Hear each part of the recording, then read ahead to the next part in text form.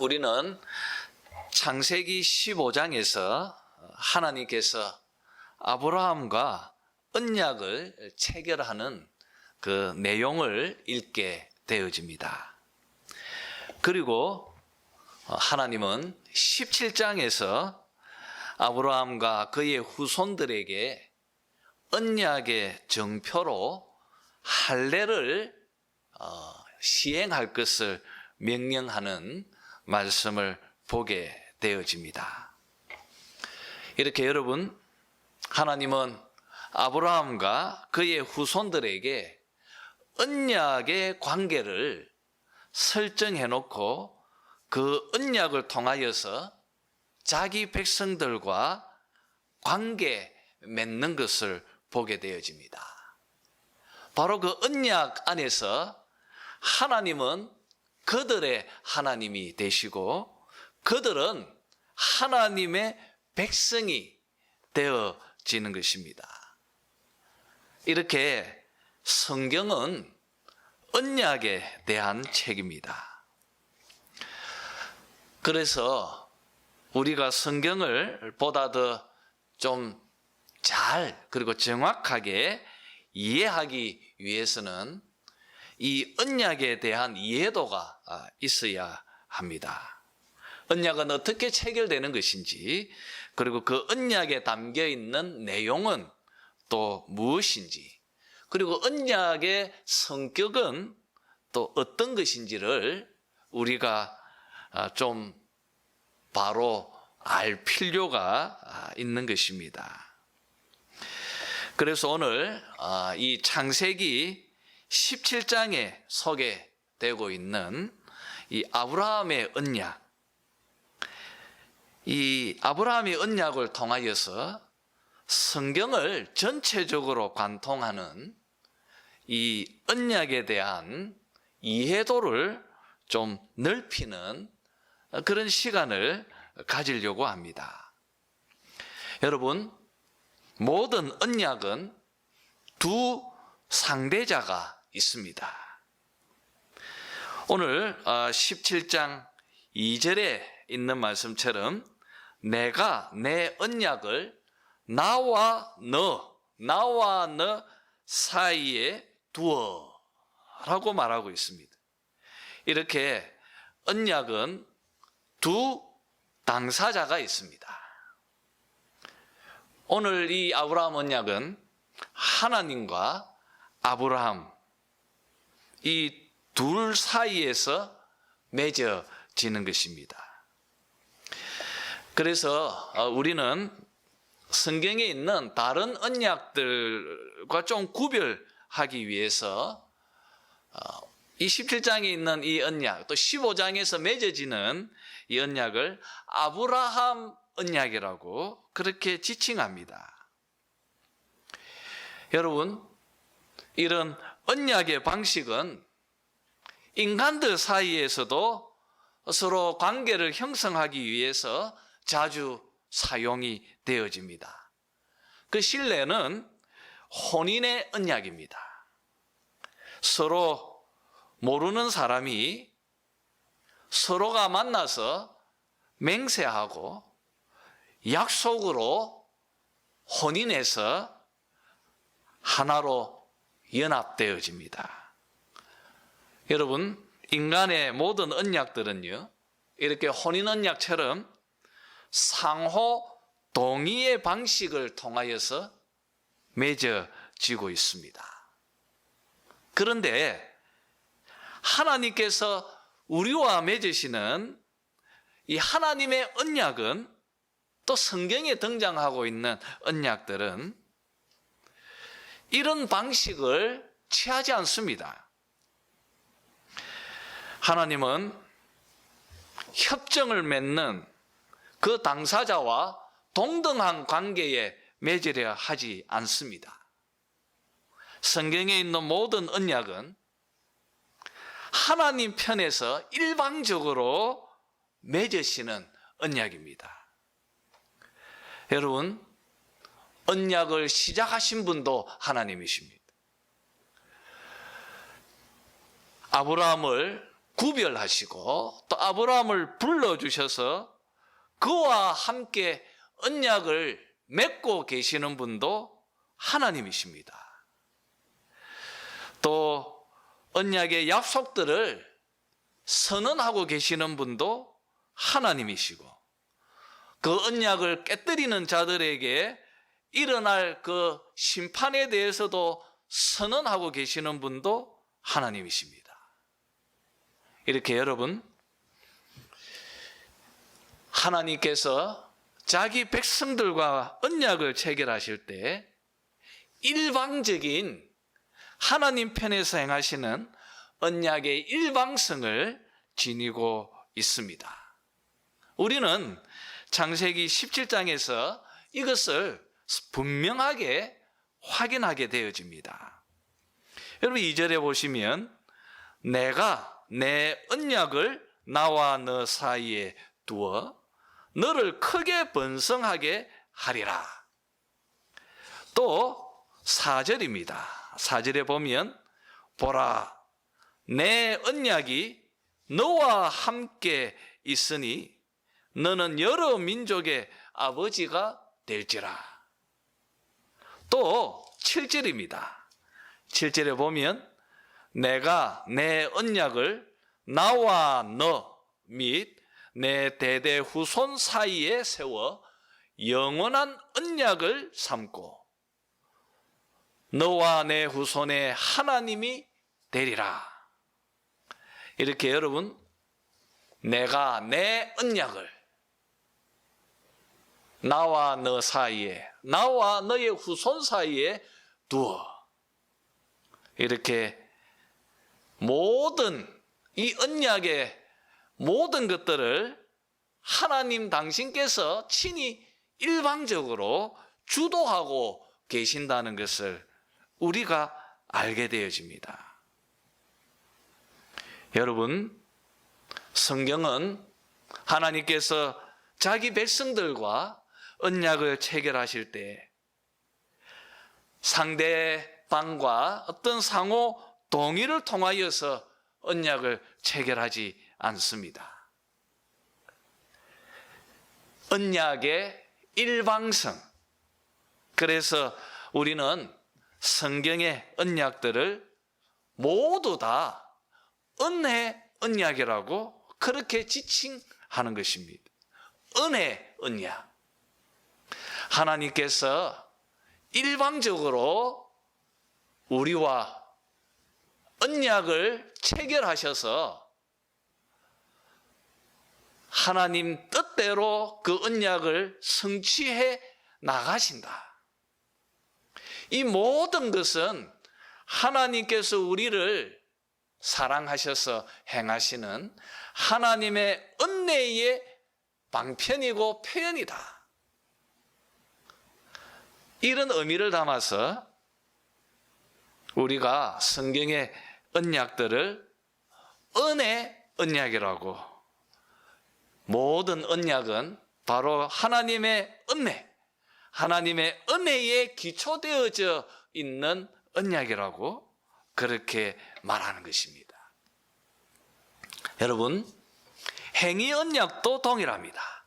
행위 언약은 하나님께서 아담에게 너는 동산 중앙에 있는 선악을 알게 하는 나무의 실과를 먹지 말라고 말씀하셨습니다.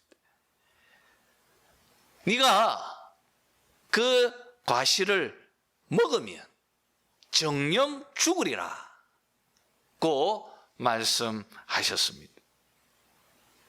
여러분, 그런데 안타깝게도 아담과 하와는 이 금지된 실과를 먹었습니다. 그리고 그 결과로 그들은 에덴 동산에서 추방되었습니다. 그리고 하나님은 창세기 3장에서 우리를 향한 하나님의 은혜를 보여주십니다. 그것은 여자의 후손 중 하나가 자기 발 아래 사단을 짓밟고 승리할 것이라는. 그래서 그 여자의 후손의 하나가 우리를 다시금 하나님과의 언약 관계로 회복시켜 주실 것이라고 약속합니다. 우리는 이 약속이 담겨 있는 창세기 3장 15절을 원시 복음이라고 그렇게 부릅니다. 그리고 성경은 이 약속이 어떻게 성취되어지는지, 여자의 후손의 그 족보와 그리고 여자의 후손이 누구인가를 집요하게 추적하고 있습니다. 여러분, 이런 배경 속에서 하나님은 아브라함을 부르셨습니다. 그리고 그와 언약을 체결하셨습니다. 여러분, 아브라함은 지금의 이라크 지역인 이 유브라테스 강과 티그리스 강이 서로 교차하는 그 비옥한 삼각주인 우르 땅에 살고 있었습니다.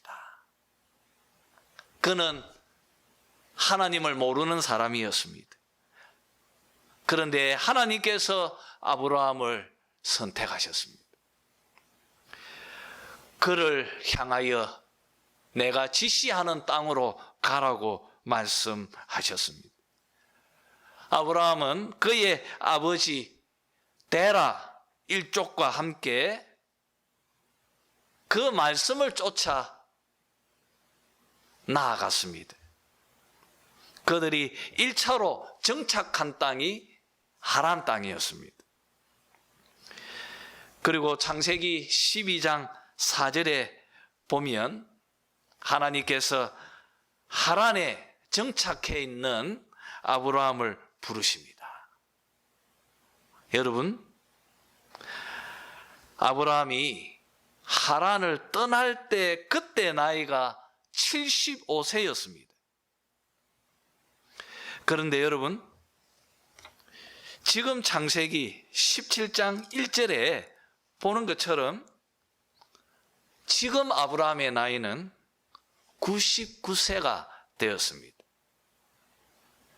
하나님은 12장에서 보듯이 아브라함에게 너의 후손이 바다의 모리처럼 그리고 하늘의 별처럼 많게 하시리라고 약속하셨습니다. 또 15장에서 하나님께서 아브라함과 언약을 체결하시면서 아브라함에게 후손과 땅을 약속해 주셨습니다. 그런데 사라에게 아무런 일도 일어나지 않았습니다. 75세에서 99세까지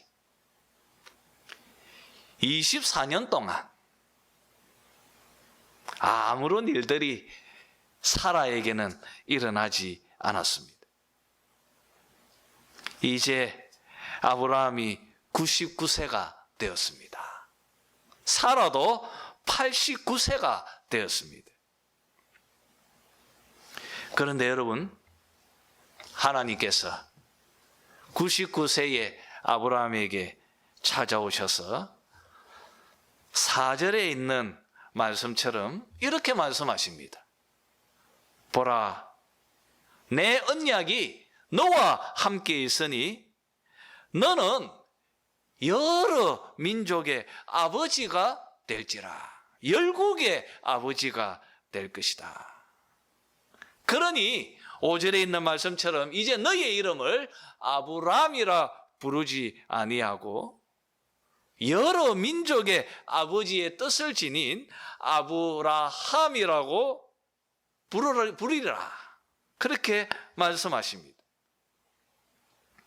그리고 또 15절에서 보는 것처럼 아브라함의 늙은 아내였던 사레도 여러 민족의 어머니라고 하는 이름을 지니고 있는 사라라고 이름을 지어주십니다. 여러분, 이 이야기를 듣고 있는 아브라함과 사라는 참 황당했을 것입니다. 사라는 89세의 할머니입니다. 아브라함은 99세의 할아버지입니다. 이 둘 사이에 자녀도 없는데, 그런데 하나님께서 찾아오셔서 너는 열국의 아버지가 될 것이다. 또 사라에게는 너는 열국의 어머니가 될 것이라고 말합니다. 그래서 17절에 있는 말씀처럼 아브라함은 속으로 웃습니다. 그러면서 하나님께 아브라함은 이렇게 말합니다. 어떻게 100살이 된 사람이 자식을 낳을 수 있는가? 속으로 그렇게 생각하면서 하나님, 저 이스마엘이나 하나님 앞에 살기를 원합니다. 그렇게 간청합니다. 그러나 하나님은 이렇게 말씀하십니다. 여러분, 21절 말씀을 한번 읽었으면 합니다. 21절입니다. 시작. 내 언약은 내가 내년 이 시기에 사라가 내게 낳을 이삭과 세우리라. 내년 이 시기에 사라가 아들을 낳을 것이다. 그 아들의 이름을 이삭이라고 하라. 그렇게 지칭하시고, 그리고 떠나시기 전에 다시 한번 사라가 내년 이맘때 아들을 낳을 것이다. 이삭을 낳을 것이라고 한 번 더 확정하시면서 하나님은 떠나셨습니다.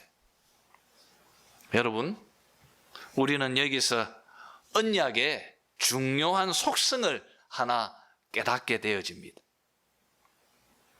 그것은 7절에 있는 말씀처럼 하나님의 언약은 영원하다는 것입니다. 영원한 언약입니다.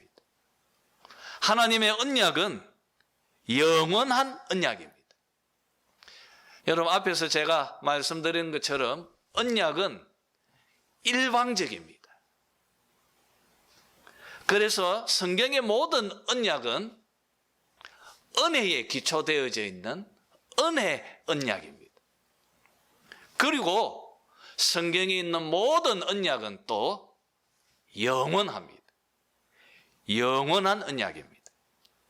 여러분, 세월이 많이 흘렀습니다. 24년이라고 하는 세월이 지났습니다. 그러나 아브라함에게 약속대로 사라를 통하여 아들이 없었습니다. 그래서 아브라함은 사라의 몸종 하갈을 통하여서 이스마엘을 낳았습니다. 그때 나이가 86세였습니다. 여러분, 아브라함은 자기 식으로 언약을 이해하고, 그리고 자기 식대로 사람을 선택했습니다. 그런데 하나님은 17장에서 16장에서 이스마엘을 낳았는데 17장에 하나님이 찾아오셔서 이스마엘은 아니다. 이스마엘은 아니다. 물론 이스마엘도 너의 후손이니까 복을 받을 것이다. 그도 생육하고 번성하게 될 것입니다. 이스마엘 그도 12두령을 낳고 큰 나라가 되게 하시겠다고 말씀하십니다. 그러나 이스마엘은 아니다. 사라가 아들을 낳을 것이다. 내가 너에게 처음 맺은 그 언약대로 사라가 내년 이맘때에 아들을 낳을 것이다. 그 아들의 이름을 이삭이라고 하라. 이렇게 하나님은 자신이 원래 말씀하셨던 그 언약대로 모든 일들이 이루어질 것이라는 것을 17장에서 다시 한번 강조하고 있습니다. 여러분, 본문에서 밝혀주는 것처럼 하나님의 언약은 변함이 없습니다. 하나님의 언약은 영원합니다. 세월이 아무리 흘러도 어떤 힘겨운 상황이 닥치더라도 하나님께서 친히 일방적으로 맺어주신 그 언약의 내용들은 변함이 없습니다. 그리고 하나님은 자신의 열심과 자신의 성실로 통하여서 반드시 그 언약을 성취하고 이루어 나가실 것입니다. 여러분, 이것이 하나님 언약의 중요한 속성입니다. 첫 번째는 언약은 일방적이다. 그리고 두 번째로 언약은 변함이 없다. 그리고 여러분, 세 번째, 하나님은 언약을 체결하셔서 자기 백성들에게, 언약의 상대자에게 반드시 요구하는 것이 있다는 것입니다. 언약적 요구. 모든 언약은 하나님께서 그 대상자들에게 요구하는 것이 있습니다. 그것이 1절에 잘 표현이 되어져 있습니다. 우리 한번 1절을 한번 읽어봅시다. 다 같이 한번 읽겠습니다. 시작. 아브라함이 99세 때에 여호와께서 아브라함에게 나타나서 그에게 이르시되 나는 전능한 하나님이라. 너는 내 앞에서 행하여 완전하라. 완전하라. 너는 내 앞에서 완전하라. 여러분, 이것이 바로 하나님께서 자기 백성들에게 요구하고 계시는 언약의 요구입니다. 너희들은 내 앞에서 완전히 행하라. 여러분, 우리가 어떻게 전능하신 하나님 앞에서 완전할 수 있습니까? 우리가 하나님의 금령을 어겨서 죄 가운데 잉태되어진 우리 인간들이 어떻게 하나님 앞에서 완전히 살 수 있습니까? 여러분, 바로 이것을 우리들에게 소개하고 있는 책이 바로 성경입니다. 우리는 그 언약의 진전들을 통하여서 하나님께서 우리를 어떻게 하나님 앞에서 완전한 자로 세워 가시는지를 우리가 언약을 통하여서 깨닫게 되는 것입니다. 여러분, 우리가 어떻게 하나님 앞에 완전할 수 있습니까? 시내산 언약을 통하여서, 그리고 신명기서에서 명확하게 밝히는 것처럼 바로 하나님께서 친히 주신 그 계명의 말씀에 순종하며 사는 것입니다. 율법을 지키고 율법에 순종하면서 살아가는 것입니다. 그런데 만약 신명기서에 있는 말씀처럼 이 시내산의 언약을 지키지 못하면 결국 하나님께서 그 언약적 심판을 행하실 것이라고 말씀하십니다. 그리고 이스라엘 백성들이 율법을 어겨서 어떤 하나님의 벌을 받고 심판을 당하는지를 우리는 성경 안에서 그들의 역사를 통하여 깨닫게 되는 것입니다. 여러분, 인간은 하나님 앞에서 스스로의 능력으로 완전할 수 없습니다. 인간은 자기 스스로 하나님 앞에서 이 언약적 요구에 완전할 수 없습니다.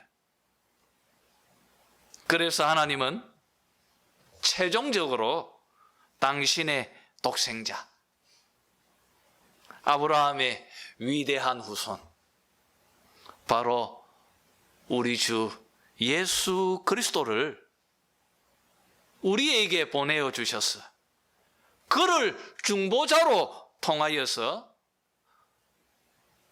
그 안에서, 예수 안에서 중보자 되시는 언약의 중보자이신 예수 그리스도 안에서 하나님과 우리 사이에 새로운 언약을 체결하게 하셨습니다. 신약 성경은 바로 그 언약을 새 언약이라고 그렇게 지칭하고 있습니다. 여러분, 예수님은 새 언약의 중보자가 되십니다. 이제 누구든지 그가 이 땅에서 어떤 삶을 살았더라도 그가 언약의 중보자 되시는 예수님을 마음으로 믿고 그를 영접하기만 하면 그는 하나님과 새로운 언약적 관계로 회복되어질 것이라고 말씀하십니다. 여러분, 하나님은 예수 그리스도 안에서 우리와 맺은 이 새 언약 가운데에서 이제 하나님은 나의 하나님이 되시고 나는 그의 자녀가 되게 되어진 것입니다. 자, 여기서 여러분, 우리가 오늘 본문에서 보았던 이 아브라함 언약과 예수 안에서 우리가 맺은 이 새 언약의 이 연속성은 무엇인지, 그리고 또 차이점이 무엇인지를 우리가 살피면서 오늘 말씀을 정리했으면 합니다. 여러분, 중보자 되시는 그리스도 안에서 하나님과 우리들이 함께 맺은 이 새 언약은 아브라함의 언약처럼 일방적인 것입니다. 바로 그 일방적인 그 은혜 언약에 기반하고 있다는 것을 알아야 합니다. 마치 아브라함과 그의 후손들과 맺은 그 언약을 전적으로 하나님께서 주도하셨던 것처럼 여러분들도 아브라함처럼 하나님의 특별한 선택을 받아서 하나님의 주도하에서 지금 그리스도 안에서 믿음으로 하나님과 새로운 언약 관계로 머물게 되어진 것입니다. 여러분, 우리는 이 새 언약에서 하나님은 우리의 하나님이 되시고 우리가 그의 자녀가 되어진 것입니다. 오직 은혜로 되어진 것입니다. 오직 은혜로 되어진 것입니다. 그래서 구원은 하나님의 일방적인 선물이고 하나님의 은혜인 것입니다. 우리가 한 것은 아무것도 없습니다. 우리가 마음으로 믿었던 그 믿음조차도 하나님께서 우리들에게 주신 선물이라고 바울은 말하고 있습니다. 이렇게 여러분, 아브라함의 언약과 그리스도 안에서의 이 새 언약의 연속성을 우리가 보게 되어지는 것입니다. 그리고 여러분, 아브라함의 언약이 영원한 언약인 것처럼 염소와 황소의 피로 아니하고 오직 자기 피로 영원한 속죄를 드린 이 새 언약 역시도 변치 않는 영원한 언약이라는 것을 알아야 하는 것입니다. 예수님께서 십자가에서 돌아가신 지 2000년이 지났습니다. 2000년이나 지났습니다. 그래도 여러분, 이 언약은 변치 않을 것입니다. 인간은 어떻게 죄에서 구원을 얻습니까? 인간은 어떻게 사망에서 건짐을 받습니까? 예수를 믿으면 구원을 받는 것입니다. 여러분, 이 언약의 내용은 변치 않을 것입니다. 앞으로 2000년이 더 지나더라도 하나님의 이 새 언약은 변하지 않을 것입니다.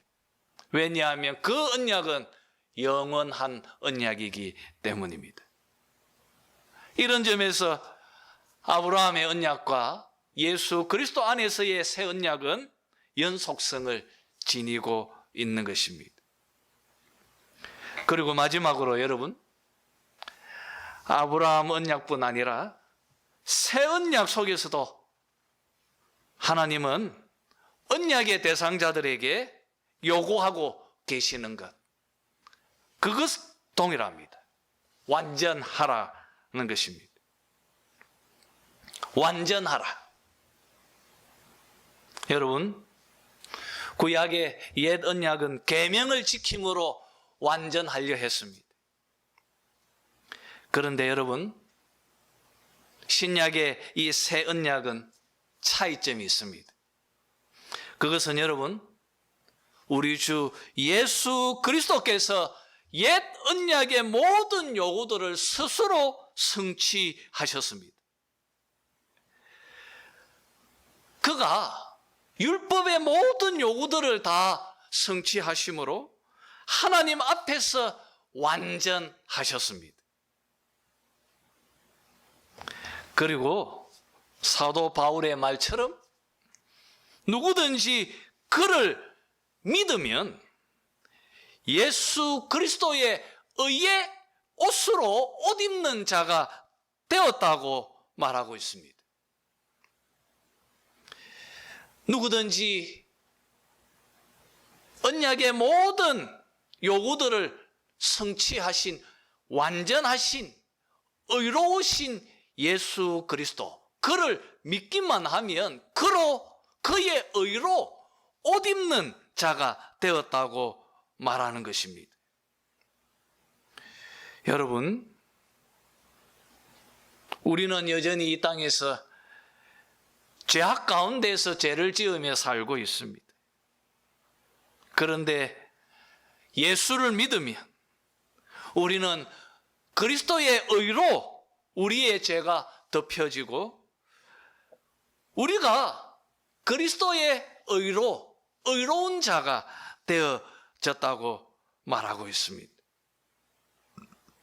여러분, 이렇게 죄 많은 우리들이 그리스도의 공로로 의인이 되어진 것입니다. 그리고 그리스도처럼 우리도 완전한 자가 되어진 것입니다. 이것뿐 아니라 하나님은 그리스도 안에서 우리들 각자에게 마음속에 성령을 보내어 주셔서 그 성령으로 통하여서 우리가 이 땅에서 온전한 자로 우리를 변화시켜 가도록 하셨습니다. 이렇게 여러분, 하나님은 옛 언약에서 요구하고 있는 이 완전하라는 이 언약적 요구를 새 언약을 통하여서 온전히 우리들에게 성취시켜 주신 것입니다. 그리고 지금도 하나님은 동일하게 우리들에게, 이 새 언약의, 이 언약의 상대, 이 대상자인 우리들에게 똑같은 요구를 하고 계십니다. 너희는 내 앞에서 완전히 행하라. 여러분, 이제 말씀을 정리했으면 합니다. 우리는 창세기 17장을 통하여서 아브라함의 언약, 그 언약의 속성들을 몇 가지 보았습니다. 언약은 일방적인 은혜 언약이다. 은혜에 기초한 은혜 언약이다. 그리고 두 번째로 모든 성경의 언약들은 영원한 언약이다. 변함이 없다. 그리고 마지막으로 모든 언약은 상대자에게 요구하는 것이 있다. 그것은 바로 완전하라는 것입니다. 여러분, 어떻게 우리가 완전할 수 있습니까? 어떻게 하면 옛 언약이, 이 율법들이 요구하고 있는 그 율법의 요구들을 우리가 충족하며 살 수 있습니까? 어떻게 하면? 그리스도께서 그 모든 언약적 요구를 스스로 성취하고 완성하시고, 그리고 자신이 하나님 앞에서 완전한 자로 서셨습니다. 그리고 자기를 믿고 따르는 모든 그들에게 자기의 의로 옷 입혀 주셨습니다. 그래서 이제는 모든 그리스도 안에 있는 하나님의 백성들이 오직 믿음으로 그들은 완전한 자로 설 수 있게 되어진 것입니다. 이렇게 새 언약은 옛 언약의 완성이고 또 성취라고 말할 수 있습니다. 그런 점에서 옛 언약과 새 언약의 차이점이 있다고 말할 수 있습니다. 여러분, 우리는 지금 새 언약 가운데에서 하나님과 언약적 관계를 맺고 있습니다. 하나님은 우리의 하나님이십니다. 우리는 그의 백성들입니다. 그리고 하나님은 우리들에게 지금 요구하고 계십니다. 너희는 완전하라. 우리는 그 말씀을 가슴에 담으면서 성령께서 우리 안에서 우리를 책망하시고 우리를 이끄시고 우리를 인도하시고 또 우리를 깨닫게 하시는 그 성령에 우리가 귀 기울이고 또 그 말씀에 우리 마음을 집중해서 하나님 앞에서 더 완전한 자로 설 수 있기 위해서 몸부림치고 또 치열하게 노력하며 살아가야 할 것입니다. 이것이 바로 성경이 우리들에게 말하고 있는 핵심인 것입니다.